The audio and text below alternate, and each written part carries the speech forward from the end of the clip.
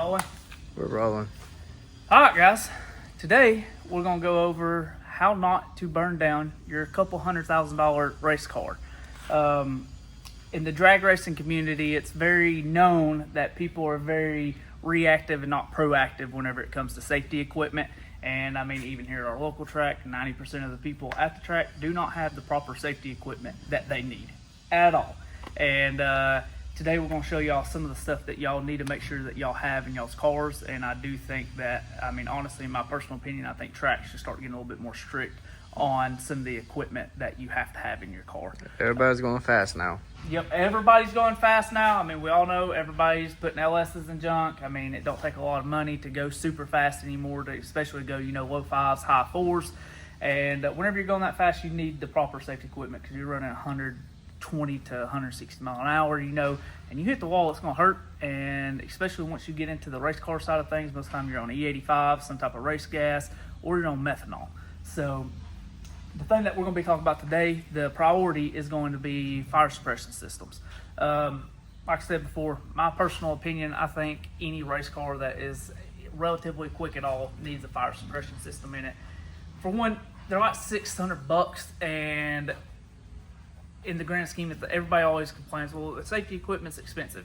It's $600, and that's nothing compared to what you have put into your car. Even if you have a budget build car, you're still going to have $20,000, $30,000, $40,000 in that thing. So spending $600 to save your car and your life is... Those doctor bills will be a little more expensive than $600 too. Exactly. So, and the fire suppression systems, they're easy to install. They're not super hard.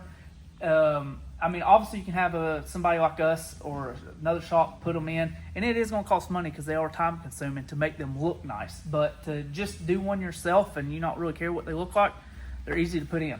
So we'll walk over here and show y'all what we're working with. So in these, we got I think these are 10-pound bottles, but these are the Safecraft brand bottles. They, like I said, they're 2 individual kits.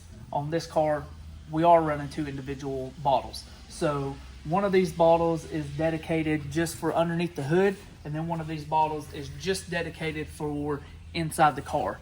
The reason I like doing that is because this is a methanol car, so we have a 5-gallon methanol system up front, and that 2 system gives you the ability to where if you just have a fire underneath the hood, he can just pull the pin for the bottle underneath the hood and not get all that junk inside the car if there was just be a fire underneath the hood. It would just put out the fire underneath the hood and not put all that stuff inside the car.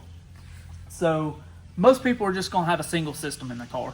Most systems come with 3 nozzles. You can add more nozzles if you want to, but they come with 3. So most people will usually put 2 underneath the hood and then 1 nozzle inside the car. And like I said, on this one we got 2, so I'm going to show you where we got all those placed today. So this outer bottle here is going to be our fire suppression for underneath the hood. So this line comes down, runs through by the rocker panel, then it runs up the firewall, and then it runs. So you have a T here that splits out the firewall here. This line comes down through here and then runs up and is right beside the fuel cell. So these nozzles, if Derek will walk around there, these nozzles have 3 inline holes in them, so you can take and turn this and put it where you want it to spray at. So this nozzle is going to get turned a little bit more. It's just all kind of fit in here right now, just mocked up. It's going to give you 180 degrees worth of coverage. It's 180 degrees worth of spray pattern. So this will be turned directly towards this fuel cell. That way, if he is to hit the wall or something like that and this fuel cell catches on fire, he can pull that, and this gives him direct coverage on this fuel cell. The other 2 that we did is, so as you move back from the front of the car to the back of the car, you're really wanting to make sure that fire does not get to the driver. So we're really focusing on the firewall and making sure that nothing can get through the firewall. One thing that you do want to make sure on your car is you need to make sure that all your holes are filled inside that firewall with metal, not some type of carbon or anything like that, or just epoxied up or something. As you can see, we stitch welded all the holes up in this firewall to protect him and so no fire can get through here. But right here where this T is down here, the other side of that T runs up, and then it T's out here, and then we have 2 nozzles here. The reason I place these nozzles here is these nozzles are spraying directly at the backside of where his fuel system is for his fuel rails and fuel lines and stuff like that. That way, if something was to happen here, we have coverage on this. Basically, the goal underneath the hood is to have coverage on all the main supply sources for the fuel. That way, it's close to it, and we can cover all that if there is to have fire and he needs to pull that pin. It's going to cover everything.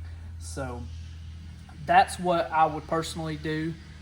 If it was my car, I would put 2 systems in it. But if you're just wanting to run the 1 system, I would suggest putting that nozzle closer to your fuel cell, because usually if you hit the wall, like I said, this is what's going to go up in flames. Secondly, we're going to go into the inside of the car now. On the inside here, you can see we have our secondary fire suppression bottle. You see this line comes out the back, runs behind the seat, but right before behind the seat, it tees off. It comes down, runs across our double frame rail, and then you got your nozzle there by the transmission. The reasoning for us putting it there is that way it is turned and he has good coverage on his lap. And then also too, it's faced to where if something in the transmission for some reason was to catch on fire, you really shouldn't, but if it was, it has coverage over the top side of the transmission. Go a little bit different point of view. So this is that same nozzle that we were just talking about. Like we said, it's got 180 degrees of coverage, so it would start here and then fan all the way out over to the other side of the transmission. And then we have just one other nozzle on this system, and it's actually right here on the this bar inside here. It's right there. So that one is going to be spraying towards the fire. It's going to be fanning out this way. So it would spray his legs all the way up to the firewall. So that should, if it catches on fire, that's going to cover any fire that's going to come inside of the car with him. And some people like to put them up here, and you can put them up here, but the only issue I see with that is that stuff will take your breath, and it's really hard to see whenever it goes off. Obviously, that down there is still going to kind of cover the inside of the car, but it's not going to be a direct hit to his face, but it's still going to come up and cover him, just not quite as directly into the face. So that's what I really like to do. One other thing that I see a lot of people do that I'm not a fan of, I'm going to sit inside here so I can show you.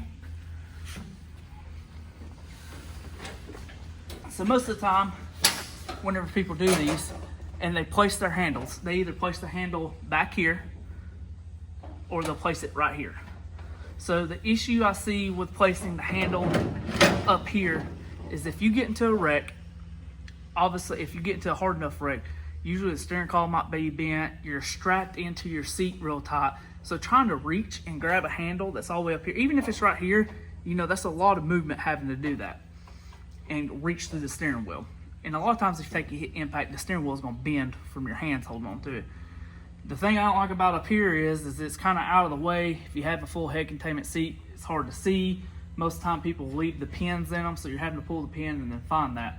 So what I like to do is I like them to be within, like if I'm sitting in the seat right here, I can see them. I just got to put my hand up here and just pull. And we made this bracket big enough to where these will get labeled to where it will tell them, hey, this right side system is for underneath the hood. This left side system is inside the cab. And like I said, that way if he was to wreck or something like that, it's very easy and simple to be able to figure out where your fire suppression is and where to pull it. Am I missing anything on the fire suppression system? No. But guys, he's got $1,200 in fire suppression stuff. He's got, you know, he's got several hours of us installing all this stuff and making it nice. But in the grand scheme of things, that is pennies on the dollars to what he has invested in this car. And the same with you guys. Y'all got, I mean, there's a wide variety of people and the amount of money that they have in the car. But even if you have $20,000 or $30,000 in your car, that's still a lot of money, and you could spend $600 and keep it from burning to the ground and having nothing. So I definitely think that's something that people need to consider more. And like Derek was saying, that $600 is nothing compared to what burn trauma unit bill is going to be. So But we're also going to give you a few more safety tips that I like to do in all of our cars. We are a chassis shop, so we always like to make cars as safe as they can be. We ain't really going to let customers skimp out on certain things, one of them being fire suppression. The second thing being is I'm a very big component of full head containment seats. One of the reasons I like that, and I know this one's kind of big on me, but the customer's a little bit bigger than I am, so it fits him good. But this seat obviously has bolsters around the side. It has the shoulder bolsters, then it has your head bolsters. So this is just, whenever he sits in the seat, he's in this seat nice and tight. And if he was to wreck, it would keep from jarring him around. It would keep his body from hitting all these bars around him. And the most important thing is it's going to keep his head from being able to swing around a whole lot. Because once you put a helmet on, you ain't got much room in between these pads. So it's going to keep his head from being able to swing around a lot. Obviously, it'll have a Hans device on, so that will keep his head from swinging around a whole lot either. But it will still keep his head from being able to hit these bars up here. We're going to move on to something else that you should be doing that I see a lot of the cars at our local track especially, they don't have. A lot of the stuff that I'm talking about at your bigger races and at your at most of your bigger NHRA tracks, you have to have all the safety equipment that I'm talking about. You can't not. So this is kind of more towards your local guys, and then I mean even at some of these big races they don't take in some of the safety stuff. But one of the last things we're going to talk about is a fuel cell containment. So a lot of cars you see, they'll just have a fuel cell mounted up here. It might be mounted to a core support or something like that, but you're supposed to, with most of your rules and stuff like that, is you're supposed to have some type of containment around this fuel cell. So this one, we have an 1 5/8" bar all the way around this fuel cell. That way, if he was to hit on the front right-hand side of this thing, it's not just going to completely destroy this fuel cell. Now, because usually what happened, if you had this fuel cell mounted here, didn't have these bars, you could just lightly tap the wall and this fuel cell is just going to explode, and whenever it does, it's going to send methanol all over the motor and catch on fire. To where if he lightly taps the wall, it's not going to really do much to this. I mean, we might have to fix it and replace it, but it's not going to explode the fuel cell. Now, if you just take a hard enough impact, it's still going to mess this up and probably bust the fuel cell a little bit, but it's not just going to completely explode and engulf in flames. So definitely this is something that people need to take in consideration and do on their cars. That, and I also too, I see a lot of people too that get in over their head with these cars.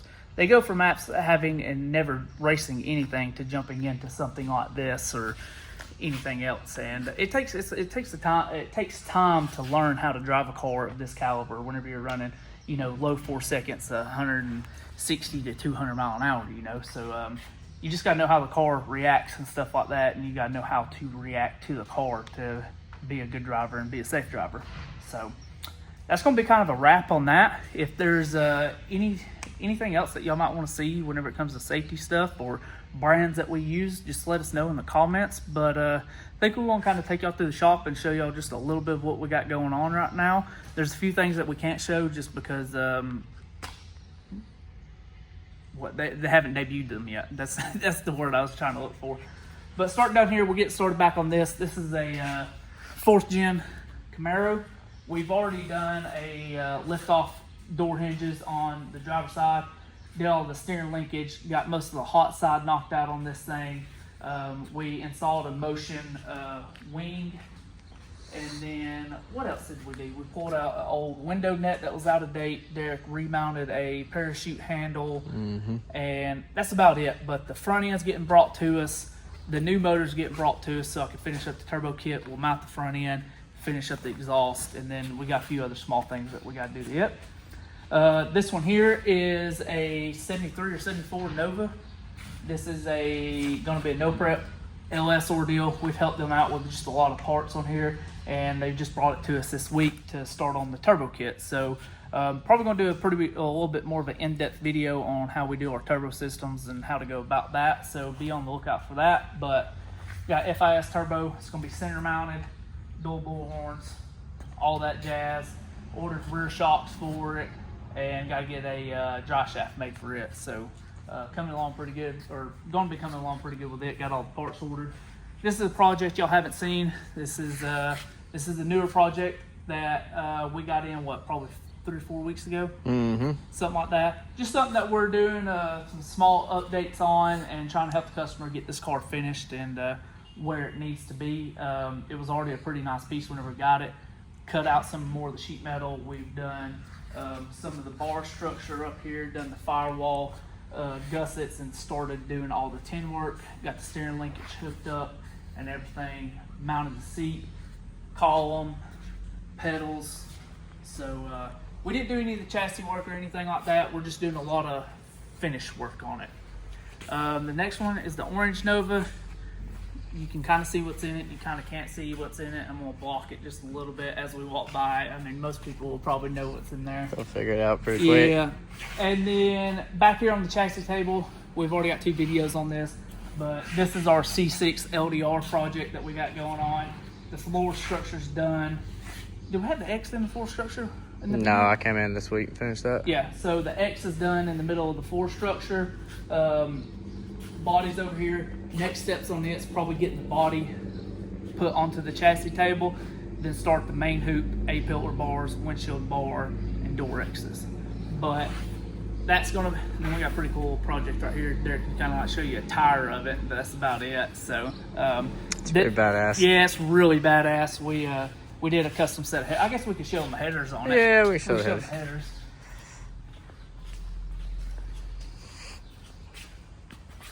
So just finish these up, set of headers. Knock those out this week. We can show you what was on it. So what was the issue they were running into? So whenever they done the headers and stuff like that, they did not take in consideration cool pack locations or spark plug location or anything like that. So several of these tubes were touching cool packs and plug wires. So that's what they started out with, and that's what they finished up with. We can stick our hand completely in between, I mean the palm of my hand, completely in between the header tubes and any of the plug wires and cool packs and stuff like that. If y'all knew what it was, you would understand why we're having those issues, because these headers run up and over the top of the valve covers and then back. So they're a little bit of an oddball header, but it's kind of challenging getting the headers to match up to be somewhat symmetrical side to side, because with them coming up and over, the plug placement plays a lot to do with that, because the driver's side plugs are all pointing back and the passenger side are all pointing forward. And with everything running up and over and the cool packs being mounted to the valve covers, that was a challenge to make them look semi-symmetrical, but they turned out pretty good. You did all right. Did all right. And then, I mean, I don't think we talked about it, just we do still rear ends. Still. We don't we don't post about it a lot. That's a leaf spring housing that I've done a couple of weeks ago that I'm waiting on a few measurements to finish it up. But yeah, if anybody needs any parts, we're a dealer for most of your companies. We build custom 5.9s. If you need a chassis done, let us know. In the last video I talked about we're wanting to build a secondary C6 chassis to sell to somebody, so if you'd be interested in that, let us know. We're also trying to put together a Racetech seat order, so your Racetech full head containment seats, getting in with them. So if you need a Racetech, hit me up and I'll hook you up on one of those.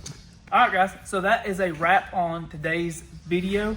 We're going to be starting something cool next Tuesday. We're going to start doing a Tech Tip Tuesday. Don't know if we'll have one every Tuesday, but we're going to try to do one a couple times a month. So if there's any tech tips that you want to see, make sure to leave a comment. Leave a comment on this video of what you want to see more in our videos. Make sure to like, subscribe, and we'll catch you in next week's video.